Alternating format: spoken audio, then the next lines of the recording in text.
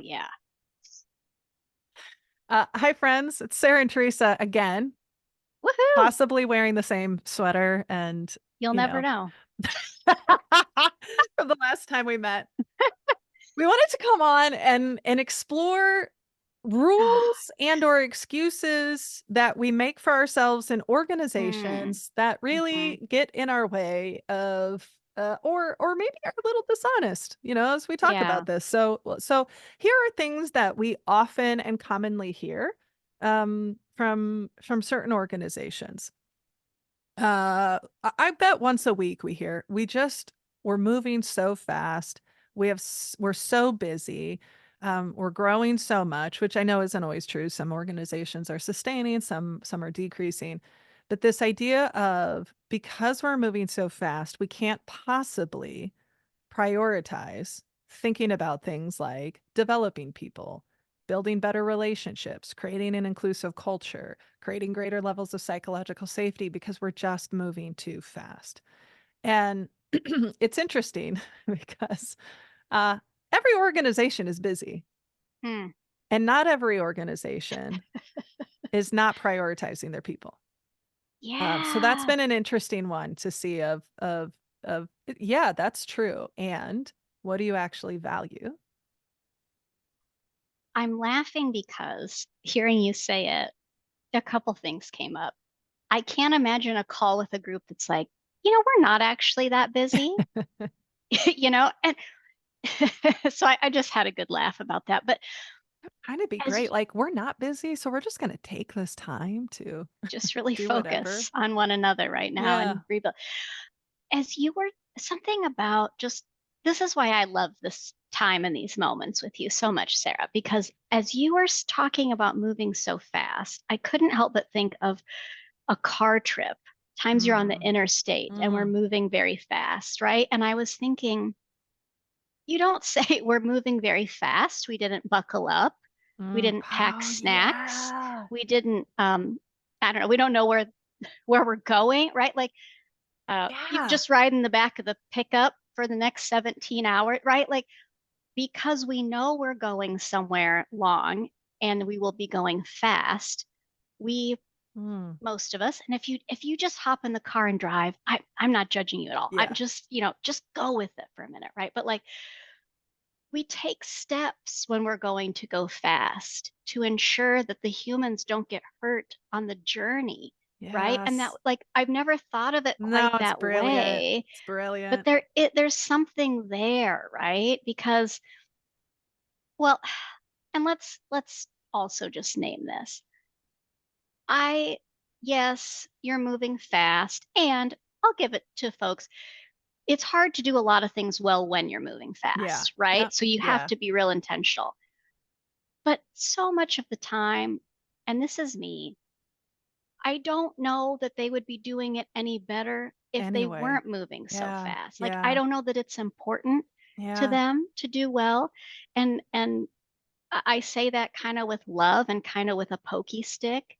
You have to really think about, is this even important? Because something, this is a little bit different direction than we started, but if we if we pretend it matters and then we act like it doesn't matter, Mm, that's so much more harmful than mm. saying, hey, this company is X. We move really fast. We don't put a lot of time and development into humans. Do you want to come along with us? I mean, like, Mhm. just be upfront. I knew someone and their daughter worked for a company that was kind of like that.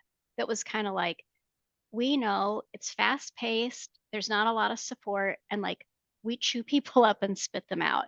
And if you could hang in, you got a huge benefit at the end of like 2 years.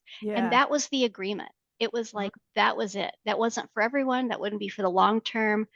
I'm not even advocating for it. I'm just saying they were very open that that's what the arrangement was. But I think what's so harmful is when we see this really matters and our people really matter. And we don't do seat belts, we don't have airbags, we don't We have don't stop for snacks. potty breaks. We We don't don't oh, thank goodness you mentioned a somebody potty gets break. nauseous, like, just choke it down. Yeah, well, what's wrong with you? You Yeah. know? Just we're I not stopping this car, you know? yeah. So something in there was just rolling around for me. I love that. I think that's such a an apt metaphor. And and as an organization, really reflect on if this really matters, then we give it time. Now, again, we know what it's like. We have seasons when we're Oh, moving really yes. fast. And to your point, we might not be doing things well, but what are the things we can be prepared for? What are structures we can put in place? Where are we willing to tolerate? Like, what are the non negotiables? And Yes. where's the areas we're like, Yes. oh, kind of don't want to swing too far this way? Yes. Um, and I was in a training years and years and years ago, and and it was a real provocative push of basically like, well, so I mean, this is how I would frame it. Other companies are moving as fast or possibly faster, are experiencing as much growth or maybe more, are working in as challenging industries or more challenging. Mm. And they are able to prioritize the people. What do you think they're doing differently? And I love that kind of provocative question of, Yeah. well, this person is, and like, and I can see how that like could unintentionally be weaponized. So I was like, there's no one size Sure. right like Yep. approach to anything, but Yep. there is a just that deeper reflection. And something that I'll share with the group or people who are listening is, when Teresa and I are on calls with clients who talk about wanting to move towards some kind of aspirational vision, we always ask them, who's driving this? Who is driving this? Because if it is not your senior leadership team committed, actively driving, it's not that you can't make movement. You just will, it's just going to be a slog. I feel like every organization we've worked with where you had these really passionate HR folks, you have these really Yes. passionate managers, or passionate individuals who are wanting to make a difference, and the boulder is getting pushed up a real steep hill. Yeah. And yeah, Yeah. No, that's and I think, you have to I know we've partnered with some folks in that situation, and you can still make yeah, progress, you but can it's make going to be impact. micro. It's Hmm. going to be smaller pockets of change. Hmm. And I don't think that's wrong. Yeah. It's still positively benefiting people. And the other thing that came up for me when you were talking is, and it would be okay as organizations to say, we don't want to move so fast that we can't protect the people, Yeah. right? That would be a guiding question.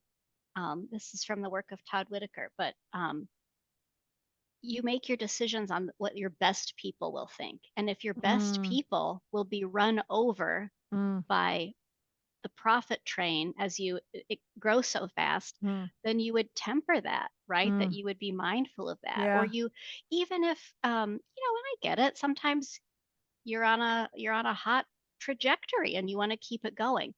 But what do the humans need to keep it going? And I think there's been, this is me being feisty, but I see way too much just humans shoehorn yourselves into what the machine wants Yeah. instead of like, humans, what do you need Yeah. so that you can keep doing well Yeah. in this machine, in this context? Yeah, I think that's a really interesting question. And then I think the watch out is to make sure how you define the best people. Because Oh, the best people aren't absolutely. necessarily like our default would be Yes. familiarity bias, like who's like me, who's Yes. values Yes. what I value. Yes. Um, and just to push against that. Love Yeah. it. It's just, I'm well, I feel like just coming back to that, ending on that question of if you had the time, would your organization still be doing this? Like, would they? And if not, then like there does have to be some real honest interrogation of why are we saying this is important to us when we aren't giving it any time or resources or capacity? And answer that honestly. So with that, my friends, our friends, that wraps the second episode of us just coming in and checking. Second episode today that we're recording. But we love hearing from you. We love hearing your thoughts. We love hearing what We really resonated, do. We do. We read it. Get curious about it. We get pushed by it. So, Yeah. how has this been true in your organization? Or even better, what stories do you have of success of a company that was growing and was still keeping their eye on taking care of the people that we're still trying to figure out how do we do this better? We would love to hear those success stories. You can send those at hello@sarahnoelwilson.com or send us a message on the website. Thanks, Teresa. Thank you.